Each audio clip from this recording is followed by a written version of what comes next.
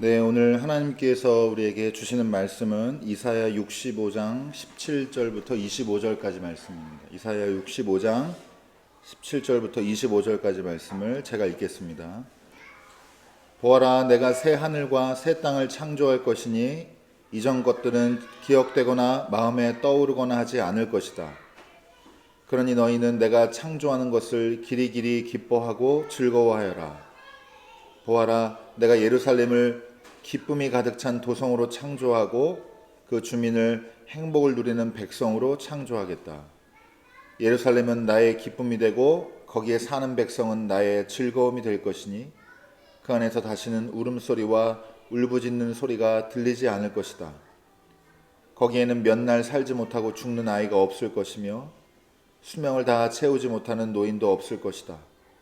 100살에 죽는 사람을 젊은이라고 할 것이며 100살을 채우지 못하는 사람을 저주받는 자로 여길 것이다.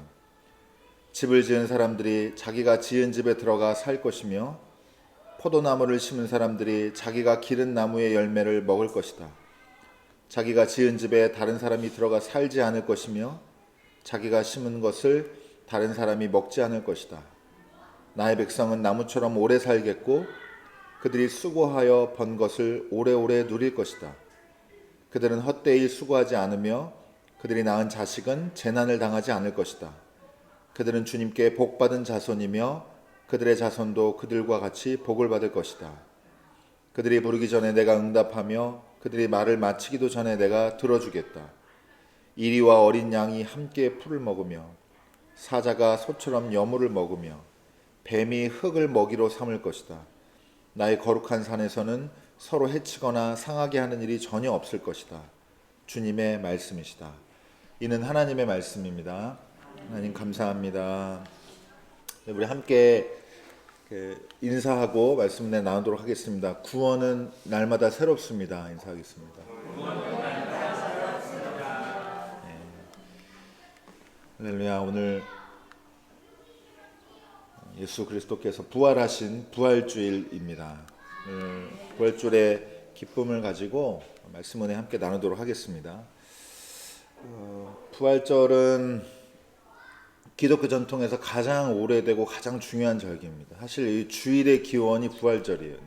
그 부활절이 큰 부활절이고 주일이 작은 부활절이다 생각하시면 됩니다. 그래서 그런 개념으로 오랫동안 전통으로 지켜왔고 이 주일날 예배드리고 하는 이런 것들도 부활절에서 기원이 있으니까 오늘 부활의 주일에 같이 해마다 돌아오는 절기이지만 또 새로운 은혜 받으시기를 주님의 이름으로 축복합니다.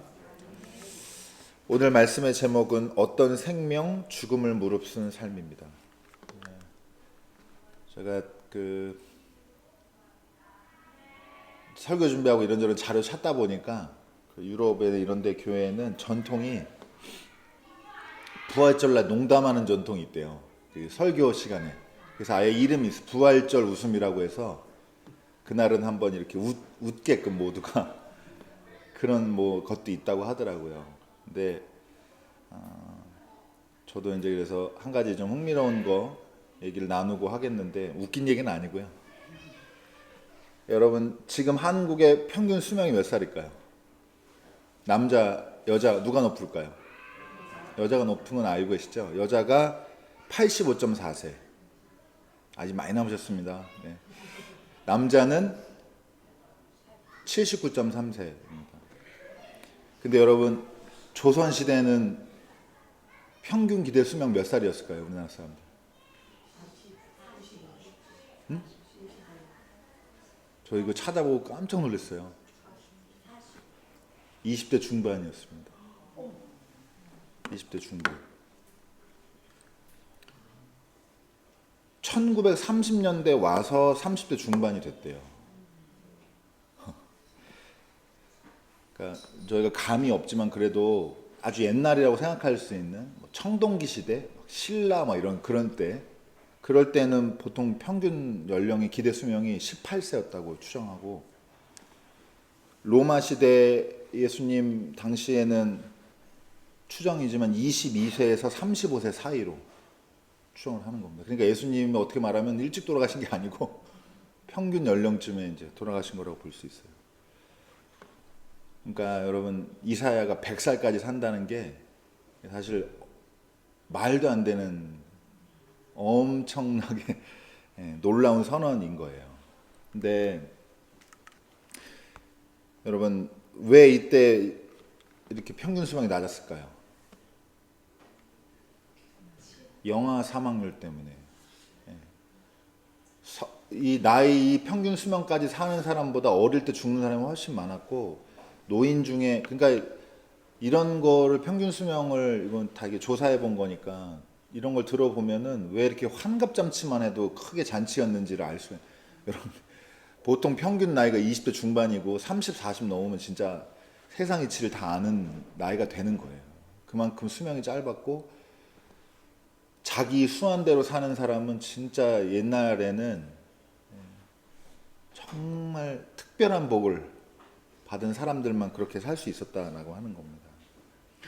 근데 이 이외에도 전쟁도 많고 기근, 뭐 질병에 엄청 취약하고 그리고 포로로 이스라엘과 백성 같은 데는 포로로 잡혀가고 내전도 있었고 내란도 있고 막 어쨌든 어려운 시기를 겪고 결국에는 포로로 잡혀갔다가 자기 땅으로 돌아온 남은 사람들이 돌아왔는데 그 돌아온 이스라엘 백성들에게 하나님께서 이제 이사야의 목소리를 통해서 하나님의 비전이 뭔지를 알려주는 게 오늘 말씀입니다. 그래서 여기 보면은 보아라 내가 새 하늘과 새 땅을 창조할 것이니 이전 것들은 기억되거나 마음에 떠오르거나 하지 않을 것이다. 완전히 새로운 세상이 펼쳐질 거고 여러분 이렇게 새로운 게 덮어쓰게 되면 그 다음 게 사실 진짜 긴가민가 가물가물해지기도 하거든요. 기억이라는 게. 근데 하나님께서 새롭게 주실 땅, 세상이 이렇게 완전 놀라운 이전에 경험하고 맛보지 못했던 완전 새로운 세상이라는 거고 여러분 어린이가 살아남고 노인이 100살까지 살게 될 거라고 이제 말하는 거는 말하고 또 뭐 노력에 대한 보상을 빼앗기지 않는 거 이것도 참 진짜 어떻게 보면 안타까운 얘기인데 내가 지은 집에서 살 거고 남이 거기 살지 않을 거라 이런 얘기 나오는데 이런 말들이 다 역으로 생각하면 현실이 어땠다는 거예요. 어릴 때 많은 어린이들이 죽어나가고 자기 수완을 채우지 못하는 노인들이 많고 그리고 집을 지어봤자 농사를 지어봤자 다 뺏기고 수탈당하고 내 집에 남이 돌아서 살고 이런 삶을 오랫동안 이 민족이 살았다라고 하는 거고 뒤에 보면 이제 오늘은 자세히는 못 다루지만 가장 이제 놀라운 비전이 나오죠. 이 세상에 보편적인 법칙이 완전히 뒤바뀌는 완전한 평화의 시대 이런 걸 이제 예수님 하나님께서 비전으로 선포하고 계십니다. 근데 이렇게 모든 게 평화롭고 안정되고 정말 사람들이 수완을 그러니까 여러분 100세 산다는 것도 생물학적으로 100세 산다는 얘기가 아니에요. 그러면 뭐 요즘 같으면 이런 건 감흥도 없잖아요. 100세 사는 게. 다 100세 살게 될 테니까 더 살 수도 있다고 그러는데 걱정입니다 진짜. 여러분 하나님께서 이 추구하는 모든 게 자기 자리에 가서 조화롭게 하나님의 통치와 안정 속에 있는 세상을 하나님 뭐라 그러냐 성경에서 뭐라고 표현하냐 그 샬롬이라고 합니다. 그래서 이스라엘 사람들 인사할 때 샬롬 하는 이유가 이게 하나님의 비전이에요. 샬롬이 그냥 안녕 전쟁 없고 아우 큰 특별한 우환이 없다 이게 아니라 이 우주까지 포함해서 모든 피조물이 각각 제 자리를 찾아 있고 모든 게 하나님의 통치 속에서 조화롭게 된 상황 이걸 샬롬이라고 부르고 하나님의 꿈은 샬롬입니다. 그런데 여러분 이 샬롬의 세상을 지금 하나님께서 다시 선언하시는 거예요. 새 하늘과 새 땅을 창조하시겠다 이렇게 하면서 그럼 여러분 뭐 때문에 이렇게 이 세상은 안정적이고 놀랍도록 정말 평온할까요? 그리고 이제 또 얼핏 들 수 있는 질문이 하나님이 새롭게 창조하시겠다는 이 새 하늘과 새 땅이 우리가 흔히 말하는 천국과는 같을까요, 다를까요? 이런 문제들을 제가 잠깐 같이 살펴보도록 하겠습니다.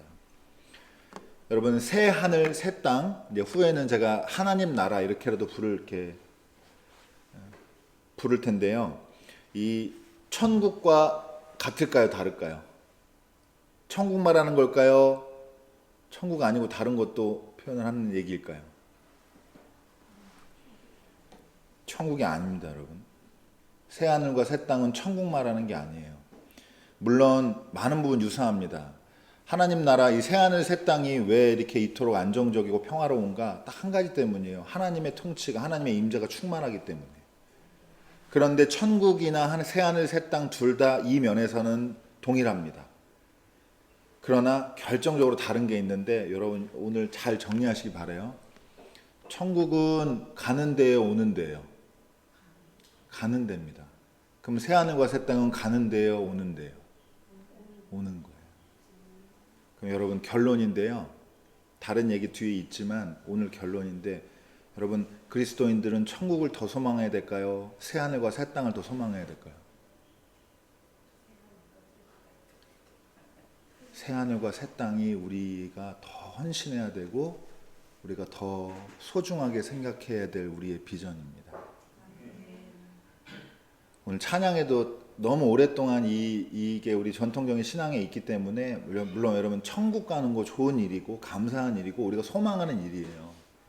우리가 여기서 어려운 이런 삶을 살면서 그래도 소망 가지고 믿음 가지고 정말 고향집과 같은 곳에서 하나님의 그 임재와 통치가 완전하고 완벽한 곳에서 보상과 쉼을 얻게 된다는 거, 이런 소망 가지면 뭐가 나빠요. 그리고 우리한테 필요합니다, 그게. 근데 여러분 요거는 우리가 죽어서 가는 저 세상에 있는 거고, 그리스도인들이 정말 더 신경 써야 될 건 죽어서 가는 천국이 아니에요. 아니고 이 땅에 도래할 온전한 하나님의 통치와 임재, 이게 바로 우리 그리스도인의 비전이고 이게 우리가 진짜로 헌신해야 될 하나님의 계획입니다. 새하늘과 새 땅이 안정적이고 평화로운 이유는 하나님의 임재와 통치가 충만하다는 얘기인데, 여러분 반대로 말하면은 여러분 이 땅에 아까 얘기했던 샬롬이 있어요, 없어요? 돌아보니까 뉴스만 보면 어때요? 없어요. 개인 삶을 봐도 샬롬 중이세요? 아니면 좀 그래요? 좀 그렇죠? 여러분 이 땅에는 샬롬이 없습니다. 근데 샬롬을 우리가 소망하고 헌신해야 된다는 게 무슨 말이에요? 이 땅이 샬롬의 세계가 될 수 있도록 우리 삶을 다 바쳐야 된다 이 말입니다.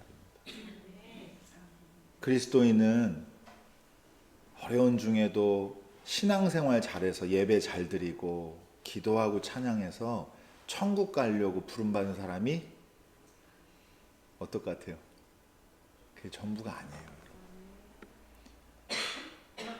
여러분이 그리스도인이 된 이유는 하나님이 이 땅에 임재하시고 하나님이 비전이라고 생각하는 이 샬롬의 세상, 새하늘과 새 땅을 이 땅에 도래하기 위해서 거기에 동역자로, 일꾼으로, 공동체, 가족으로 여러분을 부르신 겁니다.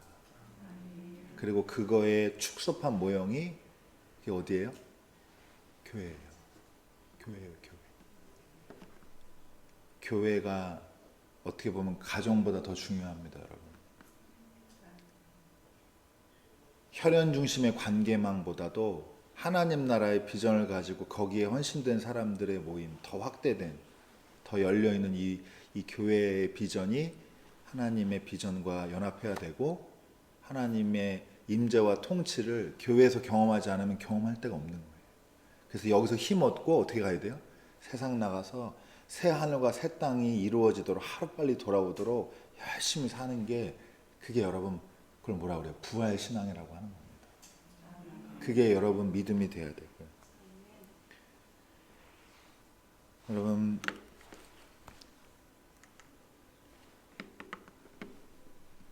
우리가 뭘 믿고 뭘 어떻게 바라고 거기에 노력하느냐, 이게 정말 우리가 누구인지를 보여주는 건데, 여러분 이 땅에 샬롬이 없는데 폭력과 갈등, 정말 이스라엘 백성만 겪는 게 아니라 우리도 많이 겪고, 불의와 착취, 정의롭지 못하고 질병, 죽음, 이런 거, 개인적으로는 상실과 고통, 실패, 좌절, 외로움과 두려움, 이런 걸 겪을 수밖에 없거든요.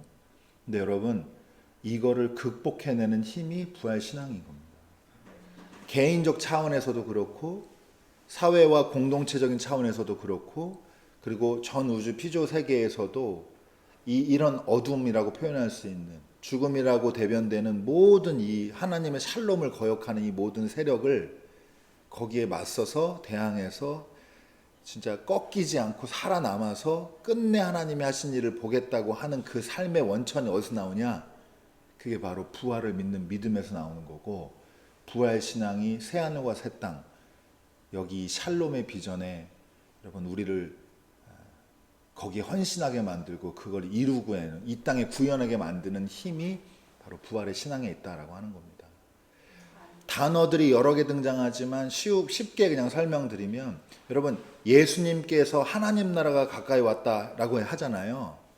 근데 그 하나님 나라가 바로 이사야에서 말하고 있는 이 새하늘과 새 땅, 이 샬롬의 비전을 예수님께서 개성하셔서 예수님의 언어로 선포한 게 하나님 나라인 거예요. 그걸 많은 사람들이 죽어서 가는 천국으로 오해해서 이 땅에서의 삶보다 약간 자기 연민 같은 데 빠져서 살다가 난 피해자야 이런 의식 가지고 살다가 하나님의 위로와 쉼이 있는 그 세상에서 막 나 마음껏 아버지 품에 안겨야지, 요 정도로 그 부활을 축소하고 신앙을 축소하게 되는데, 여러분 그렇지 않다는 겁니다. 우리한테는 맡겨진 일이 있어요. 이 땅을 하나님 나라로 만들어야 됩니다. 근데 여러분 제가 지금 무슨 저 설교 여러 번 같이 나눠보니까 아시겠지만 제가 선동하는 사람은 아니에요.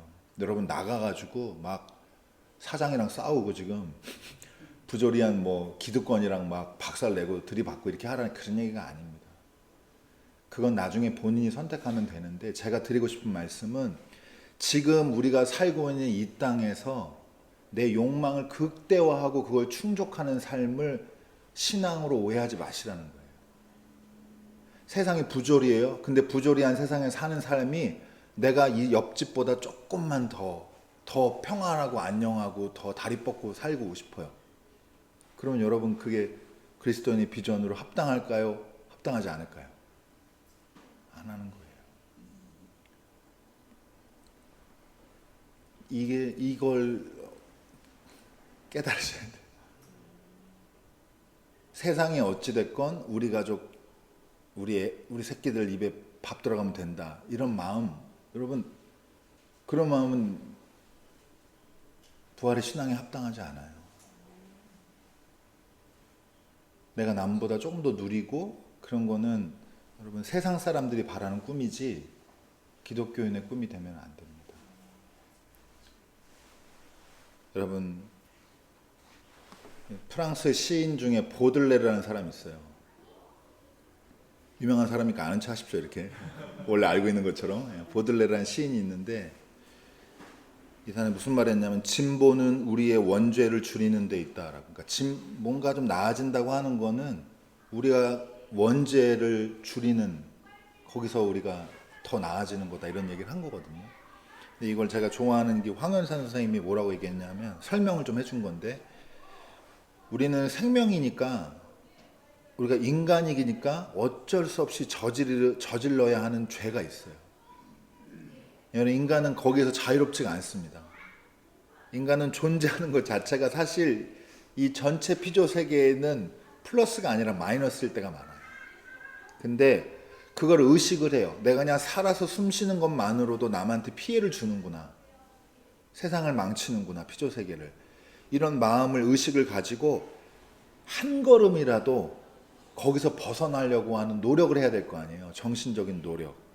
그걸 훈련도 해야 되고, 그거를 성숙했다, 그걸 진보했다 말하는 거다 라고 여러분께 제가 이 인용을 빌려서 말씀을 드리고 싶은 겁니다.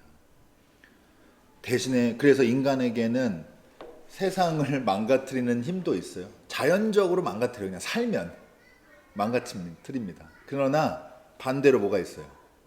인간은 이 욕망을 추구하는 삶에서 한 걸음, 두 걸음, 세 걸음 벗어나서 완전히 그 욕망을 추구하는 세상이 아닌 세상을 상상할 수 있는, 제가 좋아하는 단어인데 피안의 이면을 상상할 수 있는 이 능력이 있단 말이에요. 우리가 다른 사람에 해끼치지 않고 다른 생명에 이바지하고 하는 삶을 상상하고 만들어갈 수 있는 능력도 우리한테 있다 이 말입니다. 이 욕망의 피안을 보여주는 사건이 무슨 사건이에요? 그게 십자가입니다. 다 살려고 하는데 세상 사람들은 죽음은 피하려고 하고 죽음을 무릅쓰는 삶이 있는데 뚜껑을 열어보니까 그게 참된 생명의 삶이었다라고 하는 증거가 바로 부활 신앙이잖아요. 그럼 부활은 뭐랑 맞닿았냐 하면 죽음이랑 맞닿아야 되고, 죽음 없는 부활은 여러분 가능해요, 불가능해요? 이거는 논리적으로도 가능하지가 않아요. 죽지 않았는데 어떻게 살아요? 근데 여러분 반대로 우리는 이토록 살려고 그러는데 우리한테 부활이 무슨 의미가 있어요? 죽으려고 해야 부활의 의미가 있는 거지. 무슨 말인지 이해하세요? 죽어보려고 한 번도, 죽음을 무릅써 보려고 한 번도 안 했는데 어떻게 살아요? 그냥 그 생명 그 자체로 살게 되는 거지. 아주 역설적이지만 진리이기 때문에 여러분, 죽음을 통과해야만 경험되는 그 생명력이 있어요. 생명이 있고 그게 우리가 믿는 부활이고, 여러분 부활은 시신이 소생하는 게 아니에요. 그건 축소된 개념이고, 더 깊게는 여러분 이 죽음을 무릅쓴, 그리고 죽음을 맞이해버린 이 삶이 정말 우리가 상상할 수 없는 생명, 새하늘과 새 땅이라고 말할 이 새로운 생명으로 이전까지 경험해보고 옛날 게 다 기억나지 않을 만한 생명력으로 완전히 바뀌어서 다시 경험되는 이런 세상을 믿는 게, 그리고 이런 순간을 믿는 게, 그게 바로 부활의 신앙이고 부활의 믿음입니다. 지난주에 노이스 원로 목사님이 이제 장례를 치렀습니다. 우리가 많은 분들이 자기 각자 개인의 시간 속에서 경험했던 노이스 목사님과 이제 이별을 했어요. 와서 저도 이제 상주 처음 해보는 건데 3일 동안 그 장례식의 한복판에서 여러 사람 왔다 가고, 또 전 또 일 처리해야 되니까 그런 거 생각하고 하면서 이 전체 광경을 제가 볼 수 있는 만큼 보면서 가장 많이 한 생각이 뭐였냐면, 여러분 죽음이 하는 일이 있구나라는 생각을 많이 했어요. 죽음은 나쁜 거고 어둠이고 슬픔이고 상실이라고 생각했는데, 죽음이 생명에게 하는 일이 있다는 생각을 많이 했습니다. 그리고 어떤 면에서 조금 더 얘기하면 죽음만이 할 수 있는 일이 있는 것 같아요. 우리가 이별하지 않았더라면, 우리가 이런 일로 모이지 않았더라면 우리 삶에 이런 정도의 긍정적이고 아름다운 기억과 또 이런 발돋움할 수 있는 에너지를 어디서 얻을까? 이런 생각을 하게 됐습니다. 저희끼리 하는 얘기인데, 노희서 목사님 좋은 점도 참 많았구나 하는 거를 새삼 깨닫고, 많은 분들이 정말 인생에서 중요한 고비싸울 때 노희서 목사님 만나가지고 힘을 얻고 인생에서 한 걸음 더 떼게 만들어 주시고 미래를 소망할 수 있게 해주셨구나, 그런 생각이 들어서 가족으로서도 감사하고, 또 우리 노학교의 같이 식구로서 공동체로서도 지금까지도 감사한 마음을 가지고 있습니다. 생명과 죽음이 분리되지 않습니다, 여러분. 그게 한 점으로 모여가지고, 그걸 또 하나님께서 어떤 분이냐, 그 한 점으로 죽음과 삶이 맞닿은 그 한 점을, 여러분 우리는 진짜 논리적으로는 설명 안 되는 그 지점에서 하나님이 완벽하게 하나님의 의로, 선으로, 은혜로 바꿔낼 수 있는 분이 하나님이신 거예요. 샬롬을 거스리는 죽음의 법칙, 이 욕망의 법칙, 이거를 무너뜨리려고 하는 의지적인 훈련과 노력하는 삶이 그리스도인의 삶이어야 되고, 여러분 죽음이라고 하는 물리적 법칙이 생명의 힘에 한순간 지배되어 버리는 이 순간을 상상하고 기대할 수 있는 능력을 기르는 게 그게 그리스도인의 삶이어야 됩니다. 여러분 어려운 말 같지만 여러분 제가 가끔 그런 얘기 하죠. 저만 할 수 있는 설교라고 이런 거. 여러분 이거 알게 되면 제가 무슨 말을 하는지 이해하시면 제가 받았던 은혜와 신앙의 깊이를 같이 좀 경험할 수가 있을 텐데 여러분 비장한 각오로 투사대라는 말씀이 아니라 하나님의 꿈을 이 땅에 이미지라도 그려봐야 돼요. 자꾸 그 훈련을 해야 됩니다. 하나님이 완전히 통치하고 임재하시면 우리 교회가 우리 가정이 내가 어떻게 될까라고 하는 걸 자꾸 상상해보고 그 상상이 언제 멈추냐 앞에 당장 사람들 시선 세상 사람들의 그 보편적인 세상가치 이런 거를 딱 부딪히면 금방 들어가 버리거든요. 그러니까 훈련해야 돼요. 자꾸 상상하고 여러분 뭐 요새 칠색옷이 뭐 이런 거 있던데 그러니까 자꾸 훈련하지 않으면 그런 데 빠진단 말이에요. 우리 애는 막 불안하고 막 7세인데 우리 뭐 해야 되는 거 아니야? 영어 유치원 보내야 되는 거 아니야? 이렇단 말이에요.